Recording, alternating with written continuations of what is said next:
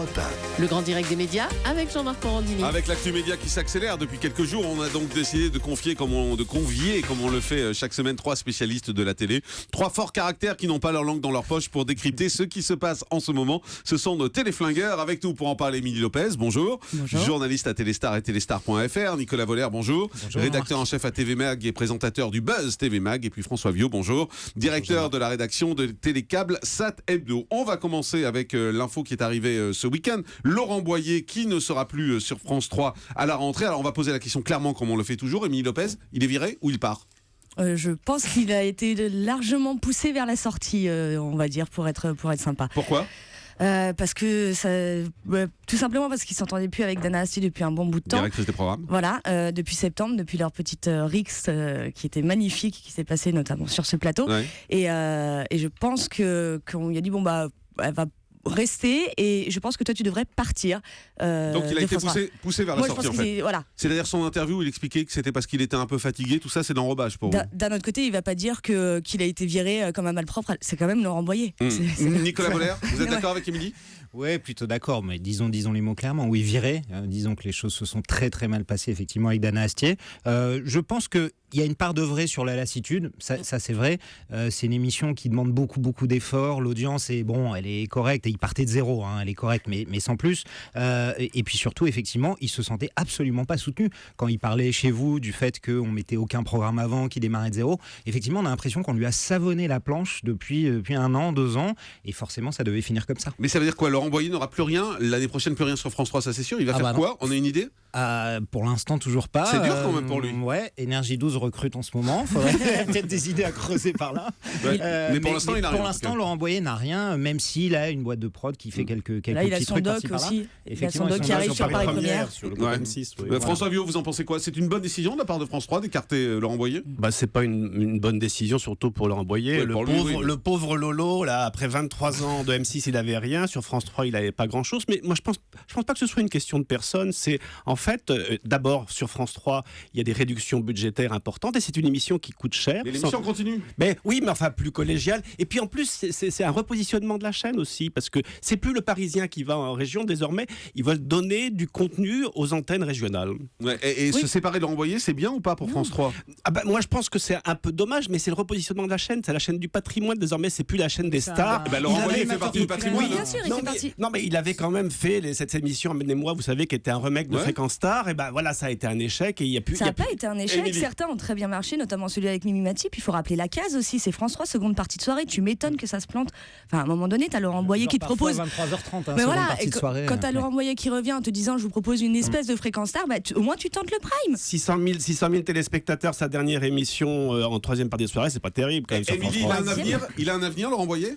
J'espère, À la télé parce que c'est un très bon intervieweur, un accoucheur de stars, on va dire.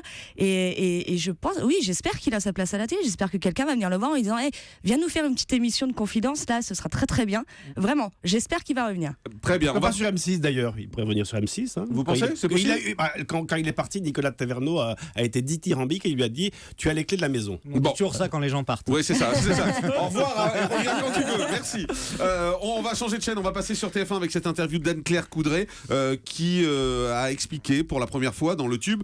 Finalement, jusque-là, elle était assez distante par rapport au poste de présentatrice le week-end. Pour la première fois, elle a dit ça ne se refuse pas. C'est peut-être pas le moment. Et puis on a entendu Nonce Paolini également qui a dit c'est sûr qu'Anne-Claire Coudray, c'est l'avenir de TF1, en tout cas pour les journaux de 20h. Peut-être pas tout de suite, mais plus tard. Est-ce que ça veut dire, Nicolas Voller, aujourd'hui, que Claire Chazal, qui a aussi quelques problèmes d'audience malgré tout, est sur la sellette à TF1 ? Sur la 7, c'est compliqué. Je sais que c'est votre chouchou, Jean-Marc. Je sais que vous l'adorez. Anne-Claire, j'adore. Anne-Claire. C'est vrai. C'est vrai. C'est vrai. Mais en plus de ça, elle est plébiscitée, c'est vrai, par les téléspectateurs.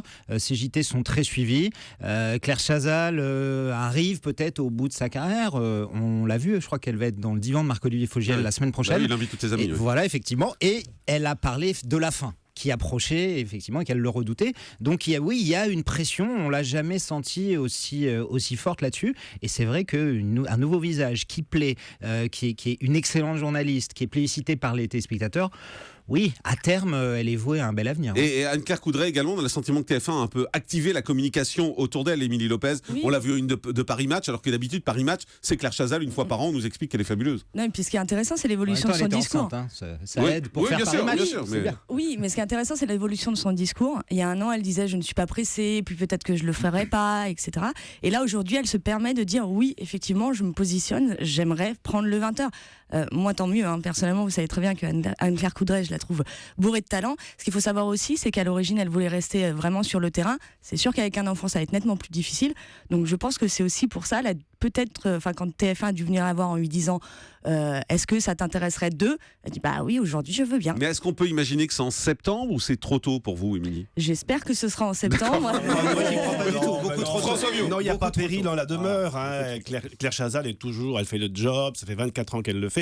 Mais bon, TF1 a besoin aussi de rajeunir un peu l'audience. Hein. Il y a 20 ans d'écart entre les deux journalistes. Et puis c'est vrai qu'Anne-Claire Coudray est une super journaliste de terrain qui a montré qu'elle pouvait assumer le 20h. Émilie. Elle fait le job, mais elle le fait nettement moins bien. Quand tu vois que la Chazal, vous différence. parlez de Chazal. Oui, de Claire Chazal, les différences en audience s'amoindrissent avec France 2.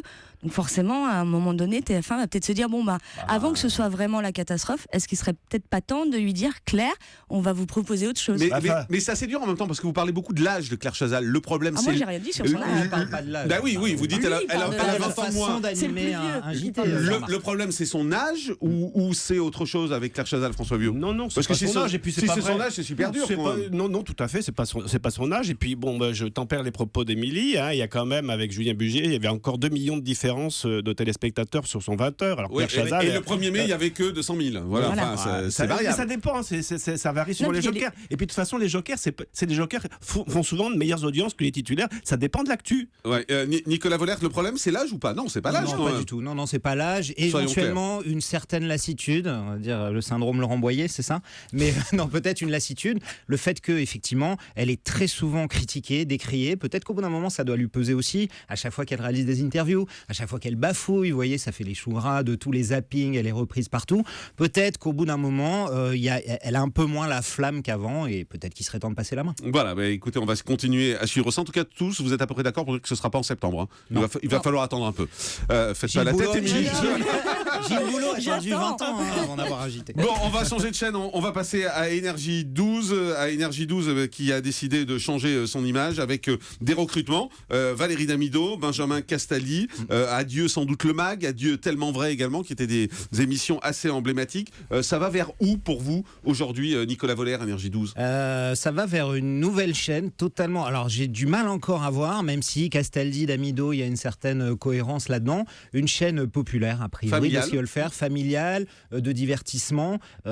Effectivement, Benjamin a dit ce qu'il allait faire. Évidemment, l'Académie des Neufs qui va être reprise. Des émissions de prime, des émissions d'immersion. Valérie Damido, on peut imaginer qu'elle aura quelque chose autour du coaching, alors que ce soit la déco ou autre chose. J'imagine qu'ils peuvent lui faire beaucoup de choses. C'est un bon Et- choix de la part d'Énergie aujourd'hui de bouger et de se démarquer de la télé-réalité? Bah oui, évidemment. La chaîne était tellement marquée là-dessus. Mathieu Delormeau avait même parlé de racisme. Bon, c'était ses paroles, hein, bien sûr. Mais effectivement, Énergie 12 est un tournant vraiment à une charnière. Les audiences sont quand même pas très bonnes, pas excellentes depuis un an et demi. Il était temps de changer et je pense que la nouvelle équipe éditoriale va mettre au point une chaîne qui va vraiment aller vers le côté familial. Ce ne sera pas facile de convaincre les téléspectateurs qu'Énergie 12 change, mais effectivement, ces changements-là, Mathieu Delormeau, etc., ça va dans ce sens-là. D'écarter sans doute Mathieu Delormeau, qui était un symbole de la télé-réalité, qui pourrait être remplacé par une émission, on parle beaucoup de Benoît et Capucine, ouais. Capucine Qui tourne pourraient- un pilote, voilà, qui sont actuellement, ouais. un peu plus jeunes, un peu Ouais. plus dans l'esprit peut-être. Plus dans l'esprit divertissement. Ils vont C'est une quand bonne même- idée ça aussi? Oui, bien sûr, c'est une bonne idée. Ils vont quand même garder les anges, hein, parce que vous savez que ça Les marche. anges, bien Ils sûr. vont même garder Crime, il paraît que ça marche aussi. mais en tout cas, ils vont pas tout révolutionner, mais beaucoup quand même. Et Émilie? La certitude, c'est qu'il va falloir laisser un petit peu de temps parce qu'effectivement, comme vous le disiez, le téléspectateur va être un petit peu dérouté.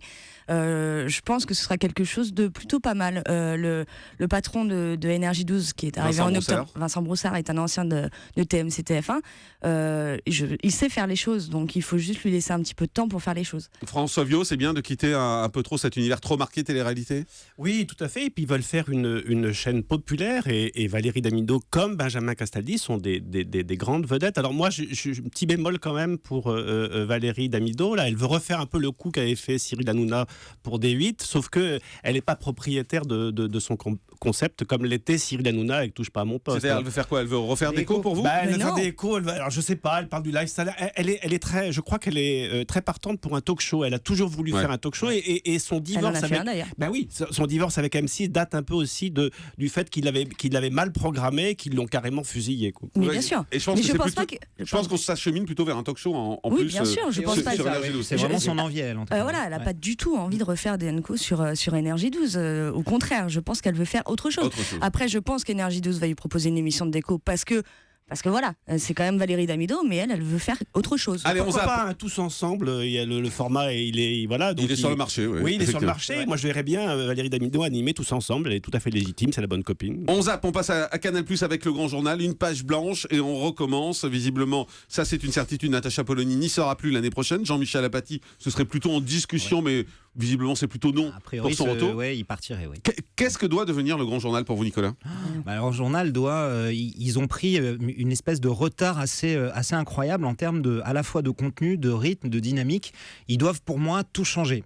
Voilà, moi c'est Carrément, faut tout changer. moi c'est ce que je leur conseillerais. Et ils tout ont eu raison simplement. de re-signer Antoine Decaune ou pas alors? Alors Antoine Decaune, oui, parce que tout changer comme ça du jour au lendemain, ça fait que 2 ans. Je pense il sera aidé. On parle beaucoup de Thomas Touroud pour l'aider à la co-présentation. Moi, j'ai entendu parler de noms qui viendraient éventuellement pour remplacer Natacha Polony. On parle beaucoup d'Alba Ventura, vous savez, qui est sur RTL. J'ai même entendu le nom de Caroline Roux, de chez vous, sur Europe 1. De rajeunir un peu le tour de table et puis surtout de changer le rythme, la dynamique. Le Grand Journal prend du retard et s'il ne change pas, ça va se creuser, mais vraiment irrémédiablement. Là, ils sont passés sous le million de téléspectateurs. Hier soir encore, ils étaient sous le million. Et il n'y a même pas eu d'effet Cannes, spécialement. Non, il n'y a pas eu d'effet Cannes, mais en même temps, l'effet Cannes, en général, c'est en négatif. Ouais. C'est à moins 20%. Et là, en revanche, on peut leur reconnaître qu'ils sont restés stables pendant Cannes, alors que d'habitude, ça baisse. Ça baisse. Bas. Émilie, Et si on arrêtait tout simplement le Grand Journal et qu'on faisait une nouvelle émission? On a il faut bien compris. arrêter pour vous. Ah mais ça fait des années que ça ne marche plus.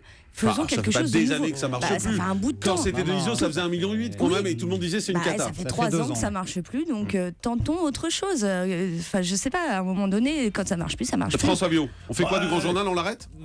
Non, que ça s'appelle nulle part ailleurs au Grand Journal, c'est toujours l'émission vitrine en clair de Canal+. Et il faut qu'elle redevienne l'endroit où ça se passe. Et actuellement, bon, la parole, plus rien, là, c'est il se vrai. passe plus rien. Ouais, La il parole se passe des plus rien politiques là-bas. est discréditée. Ils invitent toujours des politiques. Du coup, Mais dans cet avou aussi, il y a des politiques et ça marche? oui, mais c'est plus convivial, c'est plus plus fun. chaleureux. Voilà, il faut laisser la place au direct. L'improvisation aussi, tout est trop formaté. Trop formaté. Allez, mais on fait une pause et dans un instant, on se retrouve avec Willy Rovelli. C'est son retour sur Europe. À tout de suite.